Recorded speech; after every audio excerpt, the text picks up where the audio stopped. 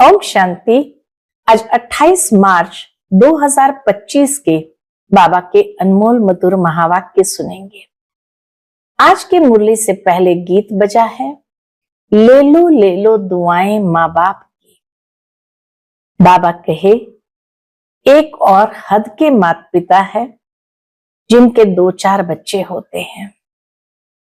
वो समझते हैं कि लौकिक माँ बाप की दुआएं लेना है। दूसरी ओर बेहद के माता पिता है। वास्तव में ये गीत उस माता पिता के लिए है कि ऐसे सपूत बच्चे बन बेहद के माता पिता की दुआएं ले लो। लेकिन ये दुआएं किसको मिलती है? जो सपूत बच्चे हैं, सर्विसेबल बच्चे हैं, उन्हें माता पिता की दुआएं प्राप्त होती है। साथ ही बाबा कहे, जो खुद पढ़कर औरों को पढ़ाते हैं, सबका बुद्धि योग बाप से जुड़ाते हैं, जो ऐसी सर्विस करते हैं जो बाप के दिल पर चढ़े हुए होते हैं और बाप का नाम बाला करते हैं, ऐसे बच्चों को माता पिता की दुआएं सहज प्राप्त हो जाती है और यही सपूत बच्चों की निशानी है। बाबा कहे, इस समय तुम बच्चे बहुत बहुत लकी है कि तुम्हें ऐसे बेहद के माता पिता प्राप्त हुए हैं और इस कारण से तुम सारी फिक्रात बाप को दे देते हो और तुम्हें कोई भी फिक्रात नहीं, तुम बच्चों को कोई भी ख्यालात करने नहीं है, क्योंकि तुम समझते हो ये ड्रामा अनादि अविनाशी चलता है। तो सुनते हैं आज के बाबा के अनमोल मधुर महावाक्य। ओम शांति। मीठे बच्चे, तुम बहुत लकी हो। क्यों? क्योंकि तुम्हें बाप की याद के सिवाय और कोई फिक्रात नहीं। इस बाप को तो फिर भी बहुत ख्यालात चलते हैं, ब्रह्मा बाप को तो फिर भी बहुत ख्यालात चलते हैं। आज की मुरली से प्रश्न है, बाप के पास जो सपूत बच्चे हैं उनकी निशानी क्या होगी? उत्तर, वे सभी का बुद्धि योग एक बाप से जुड़ाते रहेंगे, सर्विसेबल होंगे, अच्छी रीति पढ़कर औरों को पढ़ाएंगे, बाप के दिल पर चढ़े हुए होंगे। ऐसे सपूत बच्चे ही बाप का नाम बाला करते हैं। जो पूरा पढ़ते नहीं वह औरों को भी खराब करते हैं। यह भी ड्रामा में नोंद है। बाबा कहे, यह भी ड्रामा में नोंद है। आज की मुरली से पहले गीत बजा है, ले लो दुआएं माँ बाप की। ओम शांति। हर घर में माँ बाप और 2-4 बच्चे होते हैं। हर एक घर में माँ बाप और 2-4 बच्चे होते हैं। फिर आशीर्वाद आदि मांगते हैं। वह तो हद की बात है, यह हद के लिए गाया हुआ है। बेहद का किसको भी पता ही नहीं है। अभी तुम बच्चे जानते हो, हम बेहद के बाप के बच्चे और बच्चियां हैं। वह माता पिता होते हैं हद के। ले लो दुआएं हद के माता पिता की। यह है बेहद का माँ बाप। वह हद के माँ बाप भी बच्चों को संभालते हैं, फिर टीचर पढ़ाते हैं। अब तुम बच्चे जानते हो, यह है बेहद के माँ बाप, बेहद का टीचर, बेहद का सतगुरु, supreme father, supreme teacher, supreme गुरु, सत बोलने वाला, सत सिखलाने वाला। बच्चों में नंबरवार तो होते हैं ना। लौकिक घर में 2-4 बच्चे होते हैं तो उन्हों की कितनी संभाल करनी पड़ती है। यहाँ कितने ढेर बच्चे हैं।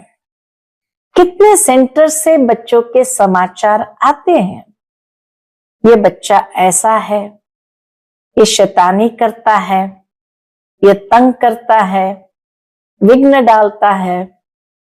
फुरना तो इस बाप को रहेगा ना, चिंता तो ब्रह्मा बाप को रहेगी ना, प्रजापिता तो यह है ना। कितने ढेर बच्चों का ख्याल रहता है। तब बाबा कहते हैं तुम बच्चे अच्छी रीति बाप की याद में रह सकते हो, क्योंकि बाबा कहे तुम बच्चों को तो कोई चिंता है नहीं, कोई फुरना है नहीं, सारा फुरना तो ब्रह्मा बाप को है। तो इसीलिए बाबा कहे तुम बच्चे बाबा से भी अच्छी तरह से बाप को याद कर सकते हो। इनको तो हजारों फुरने हैं, ब्रह्मा बाबा को तो हजारों फुरने हैं, एक फुरना तो है ही, हजारों फुरने यानी हजारों ख्यालात दूसरे रहते हैं। इतने ढेर बच्चों को संभालना पड़ता है।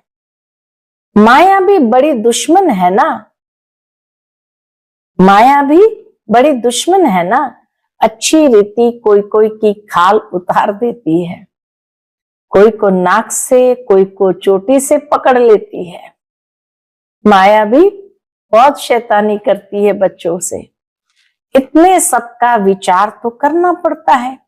किसको करना पड़ता है? ब्रह्मा बाप को करना पड़ता है। फिर भी बेहद के बाप की याद में रहना पड़े। बाबा बच्चों को देखते हैं कि माया किस तरह से शैतानी करके परेशान करती, किसी को नाक से पकड़ती है, किसी को चोटी से पकड़ लेती है। तो बाबा कहे इतने सबका विचार तो करना पड़ता है, फिर भी बेहद बाप की याद में रहना पड़े। तुम हो बेहद के बाप के बच्चे, जानते हो हम बाप की श्रीमत पर चल क्यों न बाप से पूरा वर्षा ले लेवे। सब तो एक रस चल न सके, क्योंकि राजाई स्थापन हो रही है। राजाई स्थापन हो रही है तो बाबा के सब एक जैसे तो हो नहीं सकते, और कोई की बुद्धि में आ न सके। यह है बहुत ऊंची पढ़ाई। बादशाही मिल गई, फिर पता नहीं पड़ता है ये राजाई कैसे स्थापन हुई। ये राजाई का स्थापन होना बड़ा वंडरफुल है। नई दुनिया की राजाई स्थापन होना, बाबा कहे यह भी बड़ा वंडरफुल है। अभी तुम अनुभवी हो, पहले इनको भी पता थोड़ी था कि हम क्या थे, फिर कैसे 84 जन्म लिए हैं। अभी समझ में आया है। तुम भी कहते हो, क्या कहते हैं? बाबा आप वही हो। ये बड़ी समझने की बात है। इस समय ही बाप आकर सब बातें समझाते हैं। यही समय है कि बाप आकर सब बातें समझाते हैं। इस समय भल कोई कितना भी लखपति करोड़पति हो, बाप कहते ये पैसे आदि सब मिट्टी में मिल जाने हैं, बाकी टाइम ही कितना है। दुनिया के समाचार तुम रेडियो अथवा अखबारों में सुनते हो। बाबा के जमाने में रेडियो होता था, अखबार होता था। तो बाबा कहे दुनिया के समाचार तुम रेडियो में अथवा अखबारों में सुनते हो। क्या क्या हो रहा है? दिन प्रतिदिन बहुत झगड़ा बढ़ता जा रहा है, सूत मूंझता ही रहता है, सब आपस में लड़ते झगड़ते मरते हैं। तैयारियां ऐसी हो रही है जिससे समझ में आता है लड़ाई शुरू हुई कि हुई। दुनिया नहीं जानती कि ये क्या हो रहा है, क्या होने का है। तुम्हारे में भी बहुत थोड़े हैं जो पूरी रीति समझते हैं और खुशी में रहते हैं। इस दुनिया में हम बाकी थोड़े रोज है। अभी हमको कर्मातीत अवस्था में जाना है। हर एक को अपने लिए पुरुषार्थ करना है। तुम तो पुरुषार्थ करते हो अपने लिए, जितना जो करेंगे उतना फल पाएंगे। अपना पुरुषार्थ करना है और दूसरों को पुरुषार्थ कराना है, रास्ता बताना है। ये पुरानी दुनिया खलास होनी है। अब बाबा आया हुआ है नई दुनिया स्थापन करने। तो इस विनाश के पहले तुम नई दुनिया के लिए पढ़ाई पढ़ लो। भगवान वाच, मैं तुमको राजयोग सिखाता हूं। लाडले बच्चे, तुमने भक्ति बहुत की है। आधा कल्प तुम रावण राज्य में थे ना, तो कितनी भक्ति की होंगी। आधा कल्प तुम रावण राज्य में थे ना, यह भी किसी को पता नहीं कि राम किसको कहा जाता है, राम राज्य की कैसे स्थापना हुई। यह सब तुम ब्राह्मण ही जानते हो। तुम्हारे में भी कोई तो ऐसे हैं जो कुछ भी नहीं जानते हैं। बाप के पास सपूत बच्चे वह है जो सबका बुद्धि योग एक बाप के साथ जुड़ाते हैं। जो सर्विसेबल है, जो अच्छी रीति पढ़ते हैं, वो बाप के दिल पर चढ़े हुए हैं। जो अच्छी रीति पढ़ते हैं वो बाप के दिल पर चढ़े हुए हैं। कोई तो फिर नालायक भी होते हैं, सर्विस के बदले डिसर्विस करते, जो बाप से उनका बुद्धि योग तुड़ा देते हैं। यह भी ड्रामा में नोंद है। ड्रामा अनुसार ये होने का ही है। जो पूरा पढ़ते नहीं है वह क्या करेंगे, औरों को भी खराब कर देंगे। इसलिए बच्चों को समझाया जाता है, बाप को फॉलो करो, और जो भी सर्विसेबल बच्चे हैं, बाबा के दिल पर चढ़े हुए हैं, उनका संग करो। पूछ सकते हो किसका संग करे। बाबा कहे अगर नहीं समझ में आता है तो पूछ सकते हो, बाबा हम किसका संग करें। बाबा झट बता देंगे, इनका संग बड़ा अच्छा है। बहुत है जो संग ही ऐसा करते हैं जिनका रंग भी उल्टा चढ़ जाता है।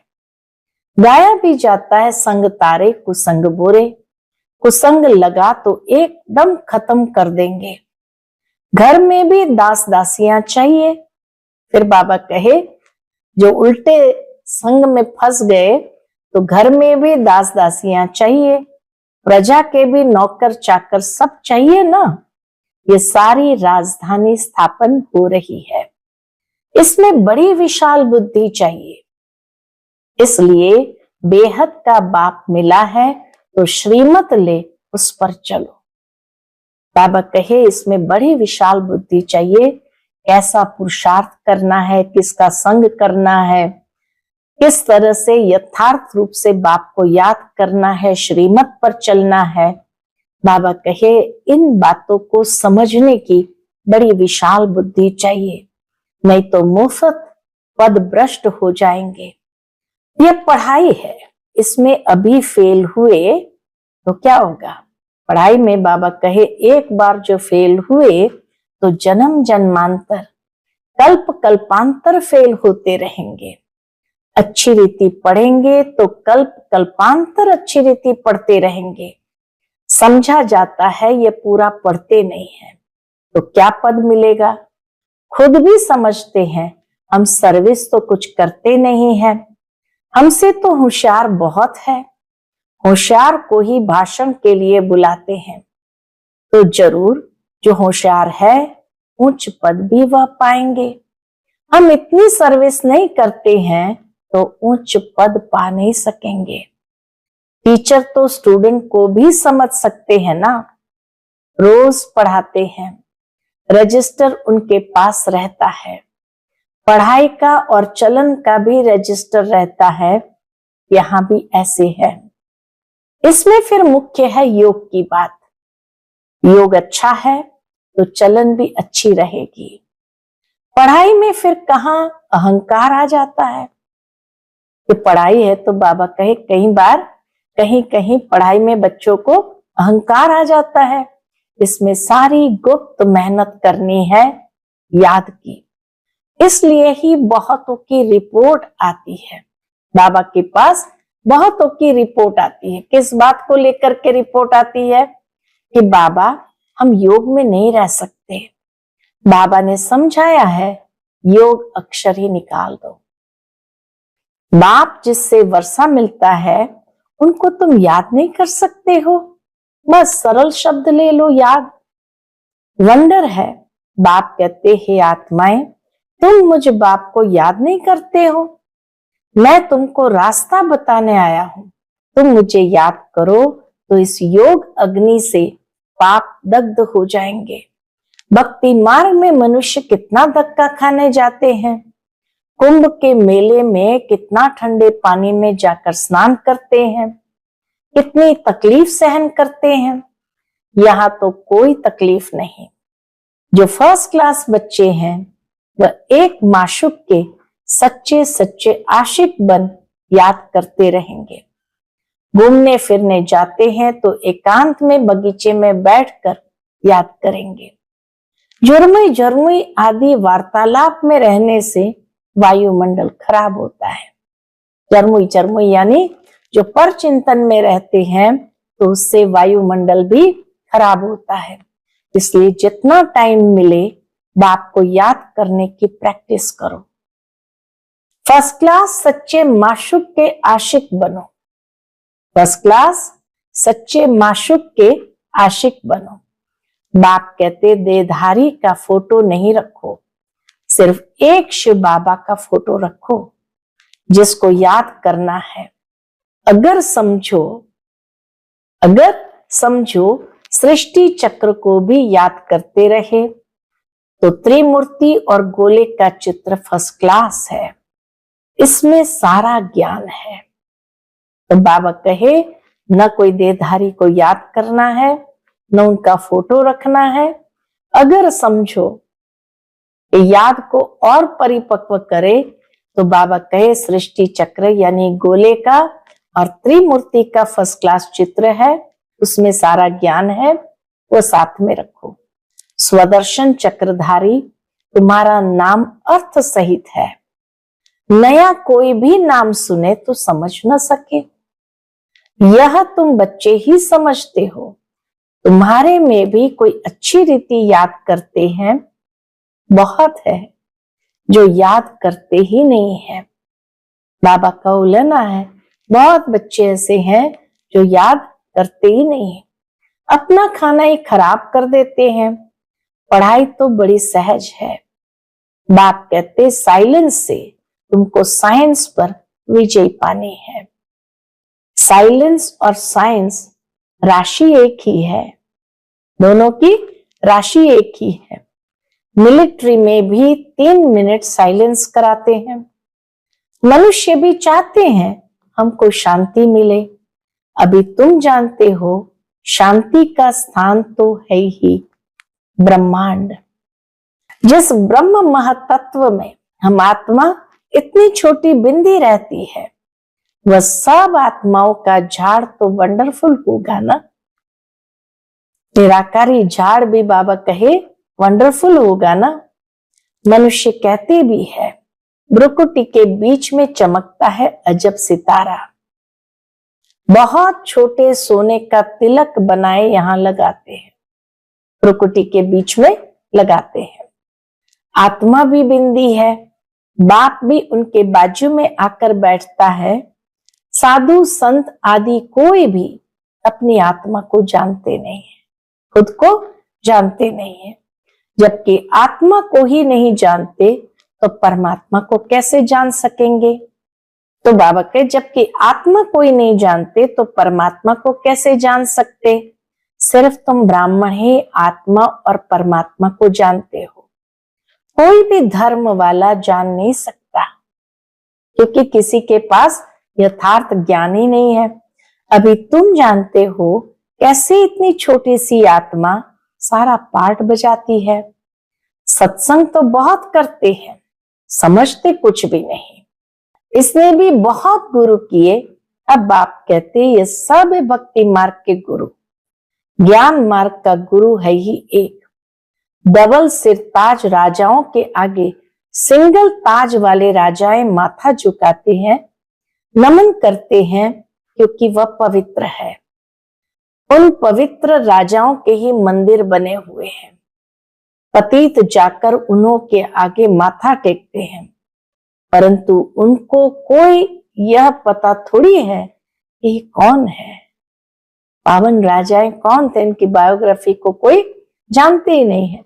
हम माथा क्यों टेकते हैं? सोमनाथ का मंदिर बनाया, अब पूजा तो करते हैं, परंतु बिंदी की पूजा कैसे करें, बिंदी का मंदिर कैसे बनेगा, यह है बड़ी गुह्य बातें।